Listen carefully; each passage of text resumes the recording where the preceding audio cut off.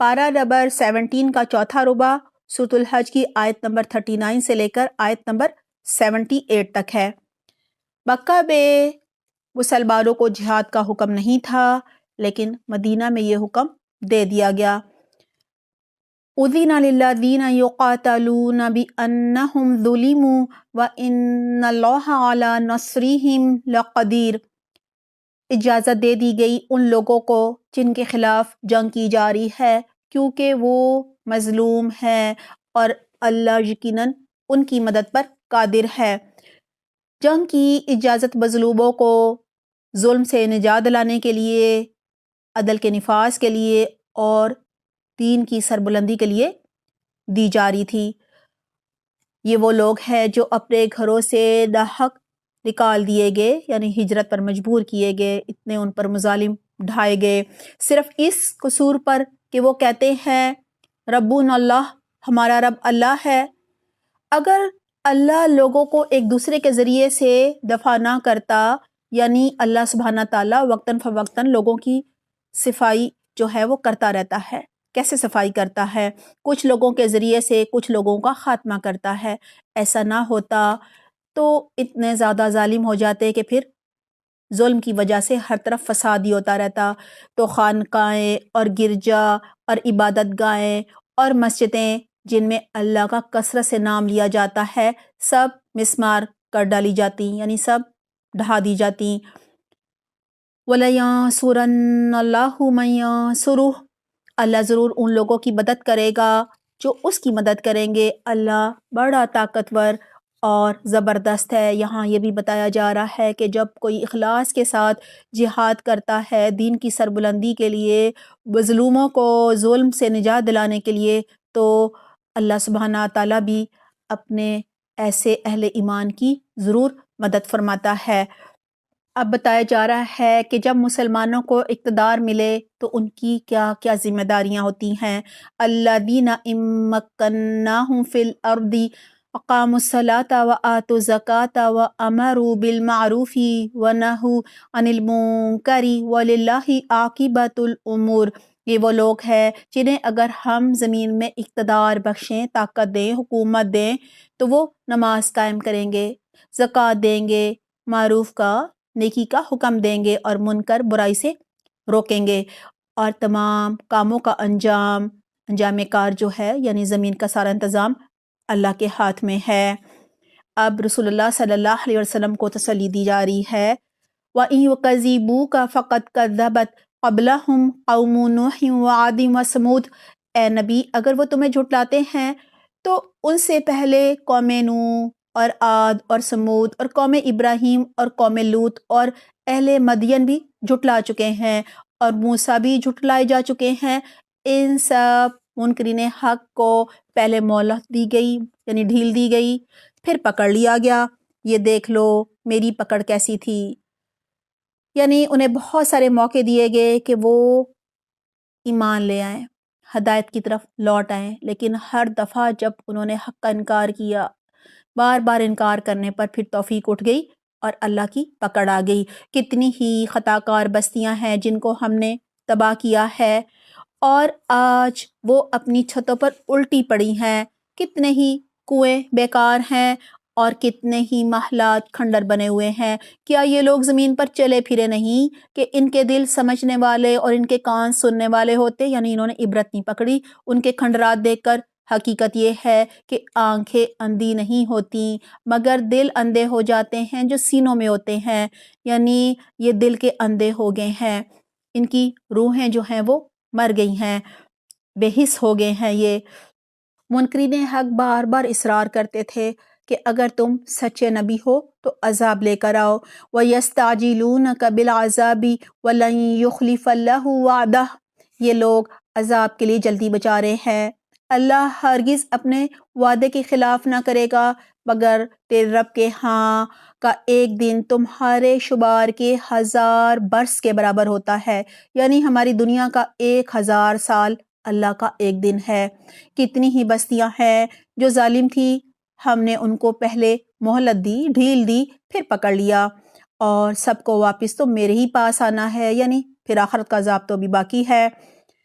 قل یا ایھا الناس انما انا لکم نذیر مبین، اے محمد صلی اللہ علیہ وآلہ وسلم کہہ دو لوگو میں تو تمہارے لیے صرف وہ شخص ہوں جو برا وقت آنے سے پہلے صاف صاف خبردار کر دینے والا ہوں۔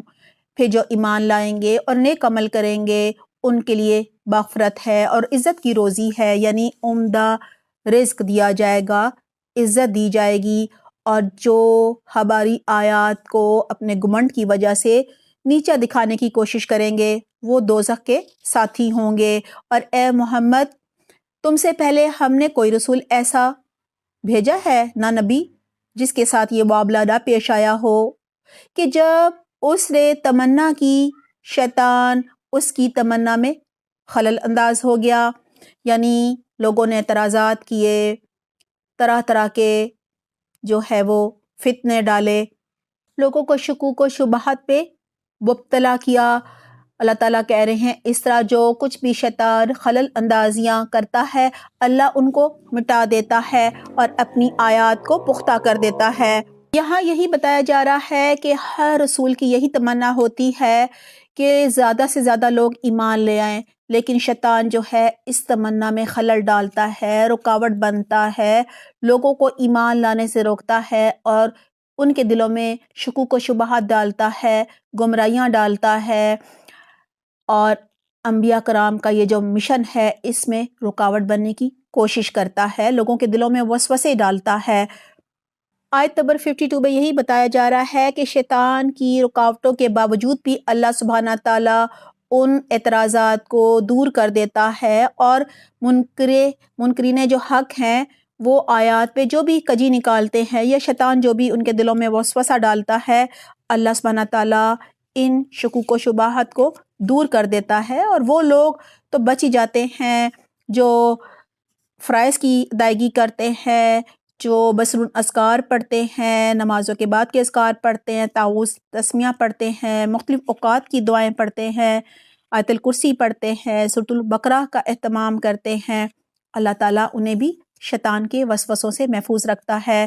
واللہ علیم حکیم، اللہ علم والا ہے اور اللہ حکمت والا ہے۔ اب اللہ سبحانہ تعالیٰ بتا رہے ہیں کہ کچھ لوگوں کے لیے اللہ تعالیٰ شیطان کی یہ خلل اندازیاں ہونے دیتا ہے تاکہ شیطان کی ڈالی ہوئی خرابی کو فتنہ بنا دے ان لوگوں کے لیے جن کے دلوں کو نفاق کا روگ لگا ہوا ہوتا ہے اور جن کے دل کھوٹے ہوتے ہیں، یعنی وہ شیطان کے ڈالے ہوئے شکوک و شبہات کی وجہ سے فتنے میں مبتلا ہو جاتے ہیں۔ وجہ کیا ہے کہ ان کے دل میں نفاق ہوتا ہے، ان کے دل سخت ہو چکے ہوتے ہیں۔ حقیقت یہ ہے کہ یہ ظالم لوگ اناد میں یعنی دشمنی میں، اسلام دشمنی اور نفرت میں بہت دور نکل گئے ہیں۔ وَلِيَعْلَمَ الَّذِينَ أُوتُوا الْعِلْمَ أَنَّهُ الْحَقُّ مِن رَبِّكَ، اور علم سے بہرہ مند لوگ جان لیں کہ یہ حق ہے تیرے رب کی طرف سے، اور وہ اس پر ایمان لے آئیں اور ان کے دل اس کے آگے جھک جائیں۔ یقیناً اللہ ایمان لانے والوں کو ہمیشہ سیدھا راستہ دکھا دیتا ہے، جس کے اندر طلب ہوتی ہے، کوشش ہوتی ہے، اسے ہدایت کا راستہ مل ہی جاتا ہے۔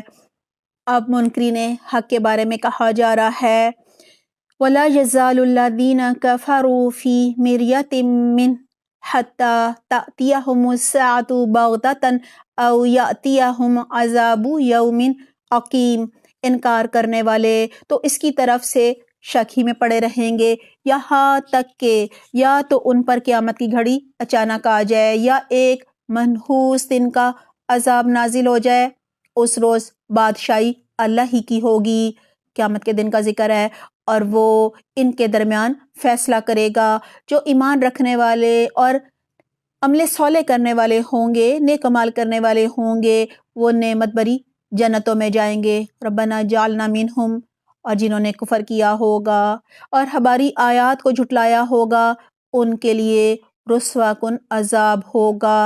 والذین ہاجروا فی سبیل اللہ ثم قتلوا او ماتوا لیرزقنہم اللہ رزقا حسنا، اور جن لوگوں نے اللہ کی راہ میں ہجرت کی پھر قتل کر دیے گئے یعنی شہید ہو گئے یا مر گئے، اللہ ان کو اچھا رزق دے گا، یعنی انجام کو نیت کے مطابق اللہ سبحانہ تعالیٰ کر دے گا اور انہیں اجر عظیم عطا فرمائے گا، اور یقیناً اللہ ہی بہترین رازق ہے۔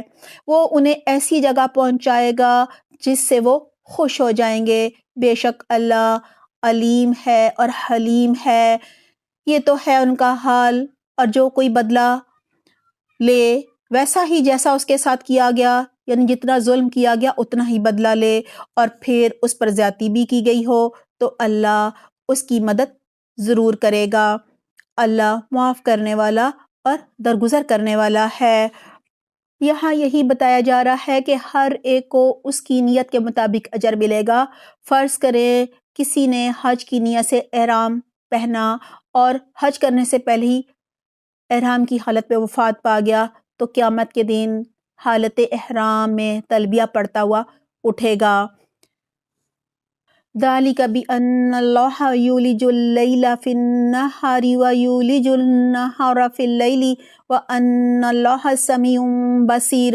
یہ اس لیے ہے کہ رات سے دن اور دن سے رات نکالنے والا اللہ ہی ہے، اور وہ سننے والا ہے، دیکھنے والا ہے۔ یہ اس لیے ہے کہ اللہ ہی حق ہے، یعنی اللہ ہی سچ ہے، برحق ہے، اور اللہ کا برحق ہونا یقینی ہے، اور وہ سب باطل ہیں جنہیں اللہ کو چھوڑ کر یہ لوگ پکارتے ہیں، یعنی ان مشرکین کے معبود، اور اللہ ہی بالادست اور بزرگ ہے۔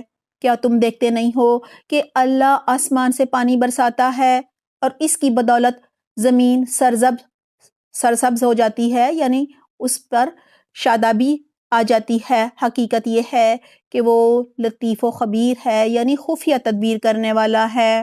اسی کا ہے جو کچھ آسمانوں میں ہے اور جو کچھ زمین میں ہے، بے شک وہی غنی و حمید ہے، یعنی اللہ بے نیاز ہے۔ کیا تم دیکھتے نہیں ہو کہ اس نے وہ سب کچھ تمہارے لیے مسخر کر رکھا ہے جو زمین میں ہے، یعنی تمہاری ضرورت کی ہر چیز اللہ نے اس دنیا میں پیدا کر دی ہے، اور اسی نے کشتی کو قاعدے کا پابند بنایا ہے کہ وہ اس کے حکم سے سمندر میں چلتی ہے، اور وہی آسمانوں کو اس طرح تھامے ہوئے ہے کہ اس کے اذن کے بغیر وہ زمین پر نہیں گر سکتا۔ واقعہ یہ ہے کہ اللہ لوگوں کے حق میں بڑا شفیق اور رحیم ہے۔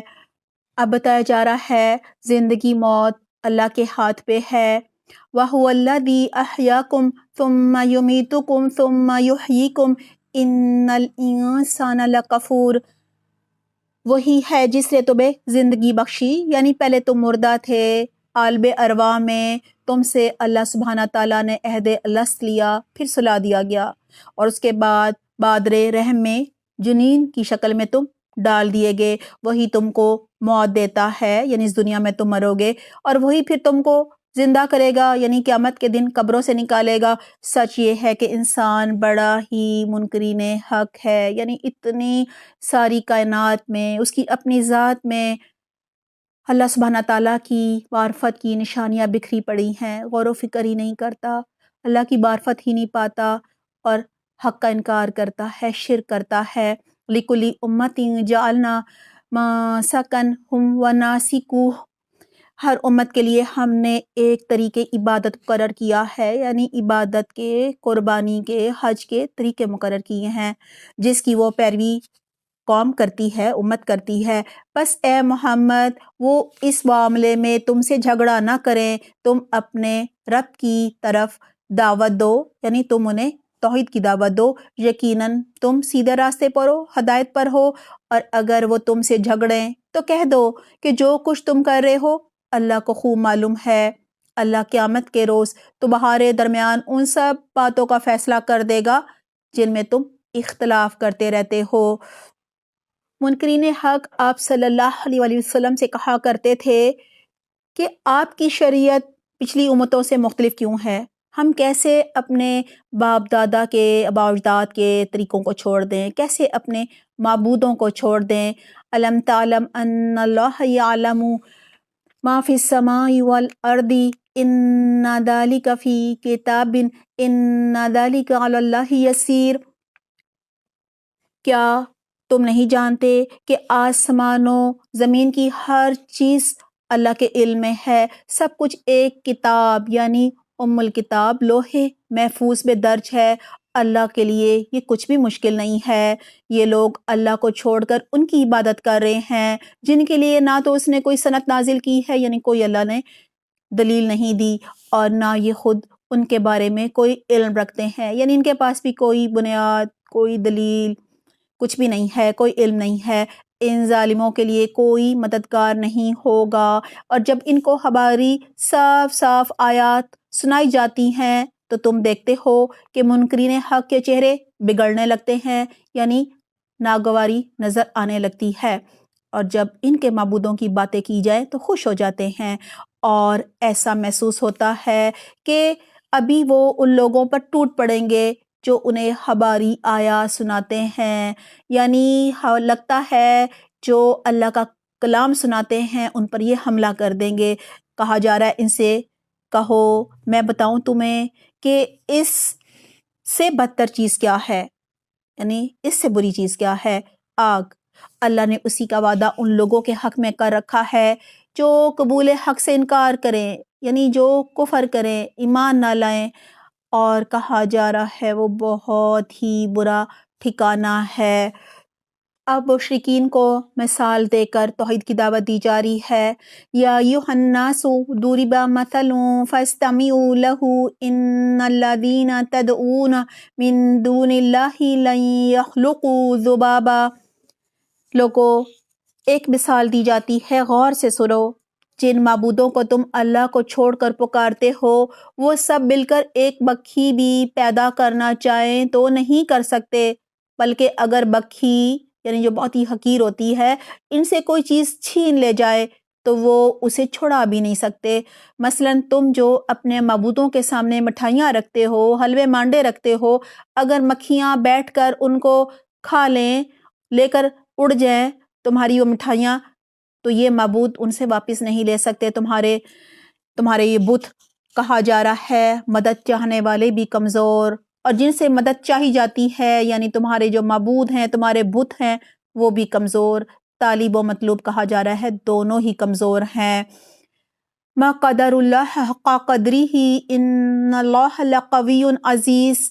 ان لوگوں نے اللہ کی قدر ہی نہ پہچانی جیسا کہ اس کو پہچاننے کا حق ہے۔ حقیقت یہ ہے کہ وہ قوت اور عزت والا ہے، یعنی اللہ جو ہے وہ قوت والا ہے، زبردست ہے۔ یہاں یہی کہا جا رہا ہے کہ یہ جو مشرکین اور منکرین حق ہیں، انہوں نے اللہ سبحانہ تعالیٰ کو نہیں پہچانا، اللہ کی قدر و منزلت، اللہ کا مقام، اللہ کا مرتبہ، اللہ کی برکات، اس کی رحمت، اس کی قوت، اس کے غلبے کو نہیں پہچانا۔ یہ بے خبر ہے، لا علم ہے، یعنی اللہ کی قدرت اور اللہ کی خدائی کا درست اندازہ نہیں لگا پائے۔ انہوں نے اللہ کو نہیں جانا، ویسی قدر نہیں کی جیسی کہ قدر کرنی چاہیے تھی۔ اللہ کی کتاب کو ہی نہ تھاما، نہ ترجمہ آتا ہے، نہ آیات کو تفسیر سے سمجھا انہوں نے، تو عمل کیا کرنا ہے؟ اگر یہ قرآن کو تھامتے، حدیث کو سیکھتے، سیرت نبوی کو جانتے، رسول اللہ صلی اللہ علیہ وسلم جیسا اخلاق اپناتے، قرآن و حدیث پر عمل کرتے، تو ضرور اللہ کو بھی پہچان جاتے، اللہ کی معرفت حاصل کرتے، اللہ کا قرب پا لیتے، اور پھر ایسا کبھی نہ کرتے کہ کبھی زندہ پیروں کو اپنا معبود بناتے، کبھی قبر والوں کو، کبھی لکڑی اور پتھر کے بتوں کو، اور کبھی جانوروں سے بھی زیادہ گر جاتے، گائے بیل کو اپنا معبود بنا لیتے، یا پھر بندر اور سانپ کو۔ اللہ یصطفی من الملائکۃ رسلا ومن الناس۔ حقیقت یہ ہے کہ اللہ پیغام کو پہنچانے کے لیے فرشتوں میں سے بھی پیغام رساں جو ہے وہ منتخب کر لیتا ہے، جیسے جبرائیل علیہ السلام کو، اور انسانوں میں سے بھی یعنی پیغمبروں کو، اور وہ سننے والا ہے اور دیکھنے والا ہے۔ جو کچھ اس کے سامنے ہے اسے بھی وہ جانتا ہے، اور جو کچھ اس سے اوجل ہے اس سے بھی وہ واقف ہے، اور سارے معاملات اسی کی طرف رجوع ہوتے ہیں۔ اب عمل کی دعوت دی جا رہی ہے، دعوت عمل کا ذکر ہے۔ اے لوگو جو ایمان لائے ہو، رکوع کرو اور سجدہ کرو اور اپنے رب کی بندگی کرو اور نیک عمل کرو شاید کہ تمہیں فلاح نصیب ہو، یعنی تم آخرت میں کامیاب ہو جاؤ۔ کامیابی کے لیے یہ اعمال بتائے جا رہے ہیں، اور پھر کہا جا رہا ہے وَجَاهِدُوا فِي اللَّهِ حَقَّ جِهَادِهِ، اللہ کی راہ میں جہاد کرو جیسا کہ جہاد کرنے کا حق ہے۔ اس نے تمہیں اپنے کام کے لیے چن لیا ہے اور دین میں تم پر کوئی تنگی نہیں رکھی۔ قائم ہو جاؤ اپنے باپ ابراہیم علیہ السلام کی ملت پر۔ اللہ نے پہلے بھی تمہارا نام مسلم رکھا تھا اور اس قرآن میں بھی تمہارا یہی نام ہے تاکہ تم رسول پر گواہ ہو، یعنی قیامت کے دن، اور تم لوگوں پر گواہ ہو۔ فَأَقِیمُوا الصَّلَاةَ وَآتُوا الزَّکَاةَ وَاعْتَصِمُوا بِاللَّهِ هُوَ مَوْلَاکُمْ فَنِعْمَ الْمَوْلَىٰ وَنِعْمَ النَّصِيرُ، پس نماز قائم کرو، زکوٰۃ دو اور اللہ سے وابستہ ہو جاؤ، اللہ سے تعلق مضبوط کر لو، وہ ہے تمہارا مولا، بہت ہی اچھا ہے وہ مولا اور بہت ہی اچھا ہے مددگار۔ اب یہ دین کہا جا رہا ہے تم نے ساری انسانیت کو پہنچانا ہے۔ یہ آخری آیات اس سورت کا نچوڑ ہے کہ اللہ کے علاوہ کوئی عبادت کے لائق نہیں، وہ خالق ہے، بنانے والا ہے، تخلیق کی طاقت اور قدرت کسی اور میں نہیں ہے۔ فرعون رازق ہونے کے جھوٹے دعوے تو کرتا تھا لیکن خالق ہونے کا دعویٰ کرنے کی جرات وہ بھی نہ کر سکا۔ بہت ہی خوبصورت مثال بھی دی گئی ہے کہ سب انسان مل کر ایک مکھی بھی پیدا نہیں کر سکتے۔ جبرائیل علیہ السلام اور پیغمبر وحی الہی کے ذریعے لوگوں کو اللہ سے جوڑنے کے لیے آتے ہیں۔ آپ صلی اللہ علیہ وسلم کے بعد نبوت کا سلسلہ ختم ہو گیا ہے۔ اب اللہ سے لوگوں کو جوڑنے کی ذمہ داری امت وسطیٰ کی ہے، یعنی ہماری ہے۔ لوگوں کو اللہ سے کیسے جوڑیں گے جب تک ہم نے خود اللہ کو نہ تھاما ہو۔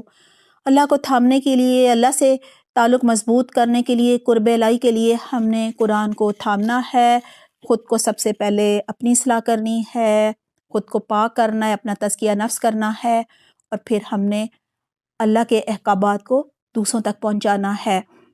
لہٰذا ہم نے اپنی ذات سے کام شروع کرنا ہے۔ فَأَقِیمُوا الصَّلَاةَ وَآتُوا الزَّکَاةَ وَاعْتَصِمُوا بِاللَّهِ، نماز قائم کرنی ہے، زکوٰۃ دینی ہے، اللہ کی رسی کو یعنی قرآن کو مضبوطی سے تھامنا ہے اور قرآن کا حق ادا کرنا ہے۔ اللہ تعالیٰ ہمیں بہترین توفیق دے، آمین اللہم آمین۔ پارہ نمبر 17 کا چوتھا ربع سورۃ الحج کی آیت نمبر 39 سے لے کر 78 تک ہے۔ عمل کے پوائنٹس نوٹ کر لیجئے۔ آیت نمبر 39 اور 40، ہمیں مظلوموں کی مدد کے لیے جہاد کرنا چاہیے، گناہوں سے اور فساد سے بچنا چاہیے، ورنہ اللہ سبحانہ تعالیٰ ہمیں اٹھا لے گا اور ہم سے بہتر لوگ لے آئے گا۔ آیت نمبر 41 سے لے کر 46 تک، ہمیں شعوری بال لا کر فرائض اور نوافل کی ادائیگی کرنی ہے، امر بالمعروف اور نہی عن المنکر کرنا ہے، لوگوں تک اللہ کا پیغام پہنچانا ہے، ورنہ اگر ہم نے اللہ کی نافرمانی کی تو گزشتہ نافرمان اقوام کی طرح ہم بھی ہلاک کر دیے جائیں گے اور اللہ سبحانہ تعالیٰ ہمارے بدلے دوسری قومیں لے آئے گا۔ آیت نمبر 49 اور 50، ایمان لا کر نیک اعمال کرنے پر مغفرت ہوتی ہے، اللہ تعالیٰ ہمیں اس کی توفیق دے اور اللہ تعالیٰ عزت والا رزق دیتا ہے۔ آیت نمبر 53 اور 54، ہمیں ہر طرح کے نفاق سے بچنا ہے، ورنہ شیطان ہمارے دلوں میں وسوسے ڈالے گا، شکوک و شبہات ڈالے گا دین کے بارے میں اور ہم فتنے میں مبتلا ہو جائیں گے۔ آیت نمبر 58، اللہ سبحانہ تعالیٰ شہید کو اچھا رزق دیتا ہے، وہ اللہ کے پاس ہوتا ہے، زندہ ہوتا ہے، ہمیں شہید کو مردہ نہیں کہنا چاہیے۔ آیت نمبر 60، ہمیں مظلوموں کی مدد کرنی ہے، اللہ بھی مظلوموں کی مدد کرتا ہے اور جو مظلوموں کی مدد کرتے ہیں اللہ بھی ان کی مدد کرتا ہے۔ آیت نمبر 62 سے لے کر 66 تک، ان آیات میں اللہ سبحانہ تعالیٰ کی نعمتوں کا ذکر ہے، ہمیں غور و فکر کی دعوت دی گئی ہے تاکہ ہم اللہ کی معرفت بھی حاصل کریں، اللہ کے احسانوں کو پہچانیں اور اللہ سبحانہ تعالیٰ کی شکر گزاری کریں۔ اور اس بات کو جانیں کہ اللہ بہترین تدبیر کرنے والا ہے۔ آیت نمبر 67 سے لے کر 70 تک اللہ سبحانہ تعالیٰ نے ہمیں دین کے سب احکامات بتا دیے ہیں، ہدایت ہم تک پہنچا دی ہے، عبادت کے، قربانی کے، حج کے اور دیگر سب عبادات کے طریقے ہمیں بتا دیے گئے ہیں۔ اب بھی اگر کوئی ہدایت کی طرف سے منہ موڑے، گمراہی کا راستہ اختیار کرے تو ہمیں اس سے بحث مباحثہ نہیں کرنا، اور قیامت کے دن اللہ جو بھی اختلافات وہ ہم سے کرتے ہیں اس کا فیصلہ کر دے گا۔ آیت نمبر 74 ہمیں اللہ سبحانہ تعالیٰ کی قدر کرنی چاہیے جیسا کہ اس کی قدر کرنے کا حق ہے۔ ہمیں اللہ سبحانہ تعالیٰ کی قدر و منزلت، قدرت، مقام و مرتبہ، برکات، قوت اور غلبے کو پہچاننا چاہیے اور ماننا چاہیے، اور ہر طرح کی نافرمانی اور شرک سے بچنا چاہیے۔ اللہ تعالیٰ ہمیں بہترین توفیق دے۔ آیت نمبر 77 اور 78 آخرت کی فلاح کے لیے، مکمل کامیابی کے لیے ہم نے شعوری بال لانا ہے، فرائض کی، نوافل کی ادائیگی کرنی ہے، نماز کی پابندی کرنی ہے، نیک اعمال میں سبقت کرنی ہے، اور اللہ کی راہ میں جہاد کرنا ہے، زکوٰۃ دینی ہے، اور اللہ سے تعلق مضبوط کرنا ہے۔ اللہ سبحانہ تعالیٰ ہمیں بہترین عمل کی توفیق عطا فرمائے۔ اللہ سبحانہ تعالیٰ اس رمضان میں ہم سب کی بہترین مغفرت فرما دے، ہم سب سے راضی ہو جائے اور بہت سارے نیک اعمال کرنے کی توفیق عطا فرمائے۔ آمین اللہم آمین۔ اپنا خیال رکھیے گا۔ سبحانک اللہم و بحمدک، نشہد لا الہ الا انت، نستغفرک و نتوب الیک۔ والسلام علیکم ورحمۃ اللہ وبرکاتہ۔